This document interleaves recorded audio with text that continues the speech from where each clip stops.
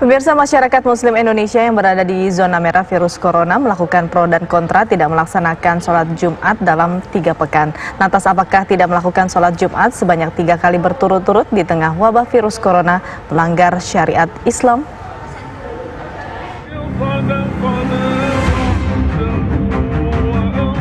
Majelis Ulama Indonesia telah mengeluarkan fatwa bahwa seorang muslim yang berada di zona merah virus corona COVID-19 untuk melakukan sholat berjamaah di rumah. MUI meyakini karena wabah corona ini masih belum bisa dikendalikan dan diatasi, maka potensi penularan dan penyebaran masih tinggi. Maka uzur syar'i atau halangan menjadi penyebab tidak dilakukannya sholat Jumat atau berjamaah lainnya di dalam masjid sudah berlaku. MUI pun menjelaskan ada 3 jenis orang yang meninggalkan sholat Jumat. Yang pertama, orang tidak melakukan sholat Jumat karena ingkar akan kewajiban Jumat, maka dia dihukumi sebagai kafir.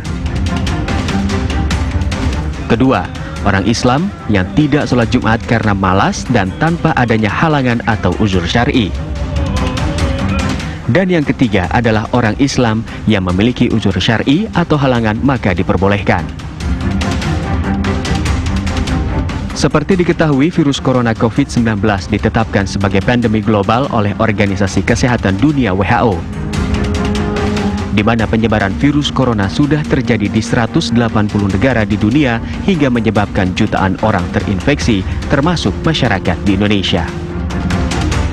Tim TV One mengabarkan. Dan untuk mendiskusikan pro dan kontra masyarakat mengenai tidak melaksanakan sholat Jumat selama 3 pekan, kita akan bergabung dengan Asrorun Niam selaku Sekretaris Komisi Fatwa MUI.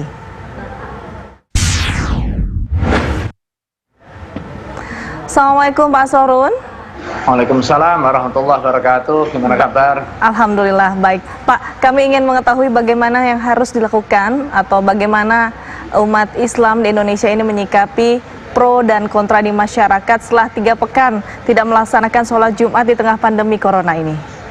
Ya, terima kasih. Yang pertama tentu kita secara bersama-sama memiliki tanggung jawab untuk ikhtiar mengupayakan agar penyebaran COVID-19 ini dapat dikendalikan dan kemudian kita terhindar segera dari wabah COVID-19 ini. Ini adalah tanggung jawab kita bersama. Nah, sekarang setelah pekan ketiga ini wabah COVID masih terus menjangkiti sebagian di antara saudara-saudara kita dan masih menjadi pandemi dunia dan secara khusus di Indonesia, maka perlu ada langkah-langkah kontributif bagi kita sebagai umat beragama, khususnya yang terkait dengan pelaksanaan kegiatan yang berkerumun dan punya potensi penyebaran COVID-19.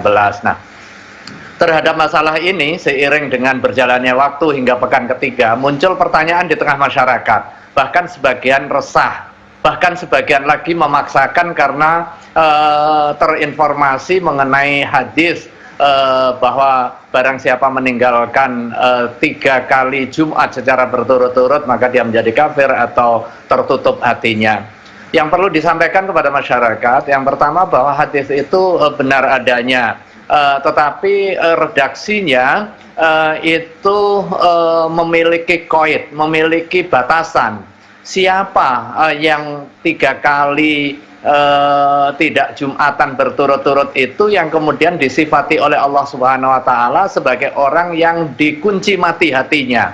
Di dalam satu riwayat ditegaskan, man taraka salasa juma'in tahawunan biha taba'allahu ala qalbih.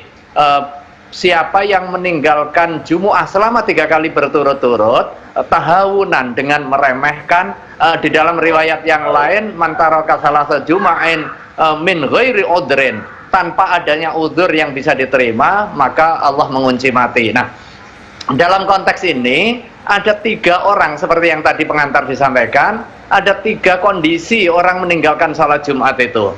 Yang pertama, kondisi dia meyakini bahwa salat Jumat itu nggak wajib, dia ingkar akan kewajiban salat Jumat, bahkan tidak hanya sekedar dia tidak salat Jumat, tapi dia menghalang-halangi orang salat Jumat. Maka kondisi yang pertama ini masuk kategori kafir, ingkar akan kewajiban, maka berarti dia orang kafir.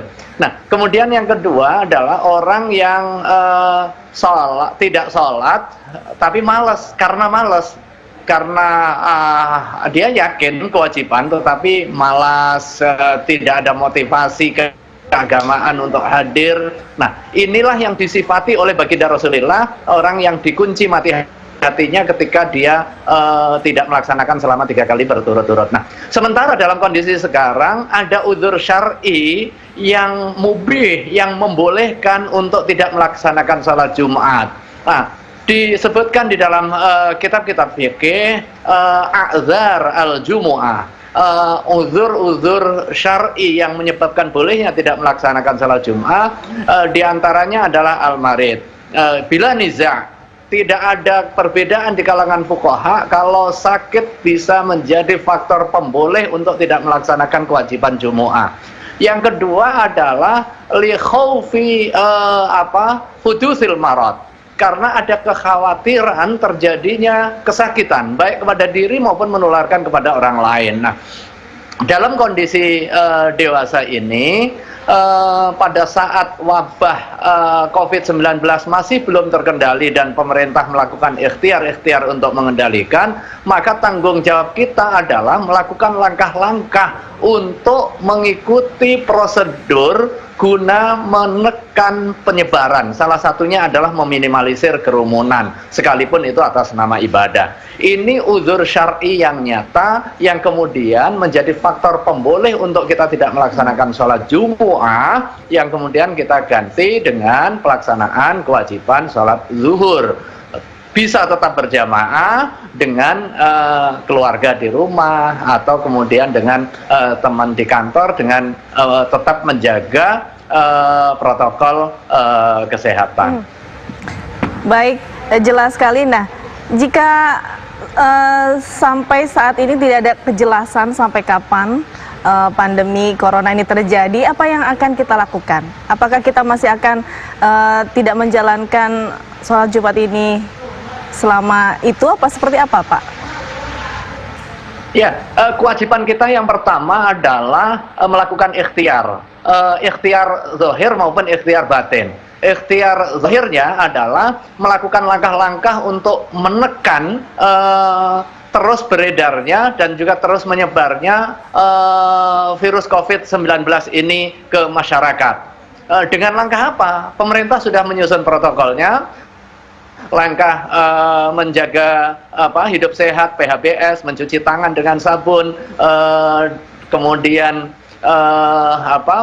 physical distancing, kemudian stay at home, meminimalisir kerumunan, itu bagian dari ikhtiar lahir yang perlu kita tempuh.